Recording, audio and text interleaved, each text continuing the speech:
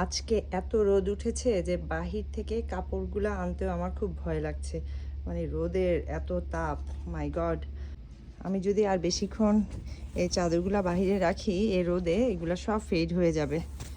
একটু সাইডে এসে দেখলাম এই রোদে আমার এত সুন্দর মরিচ গাছটা একদম বার্ন হয়ে গিয়েছে। যে পাতাগুলা, এত কষ্ট লাগে গাছপালা নষ্ট হলে।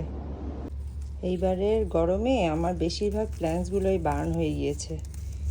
এত গরম পড়েছে এবার এখানে।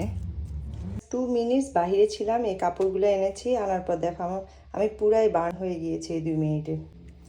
এত গরম পড়েছে, তবু এই গরমেও রেস্ট নিতে পারিনি। তো এই গরমের মধ্যে আমি আজকে কি কি রান্না করেছি দেখো। এখানে হচ্ছে ল্যাম্ব কারি, ঝাল করে ভুনা করেছি।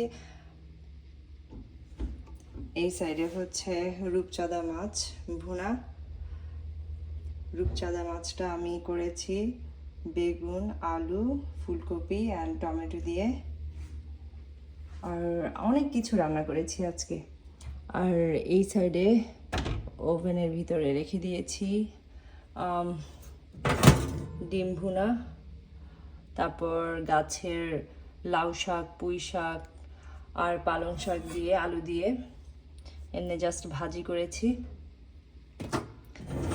আর এই সাইডটাই হচ্ছে ছোট মাছ দিয়ে আলু দিয়ে ভুনা করেছি।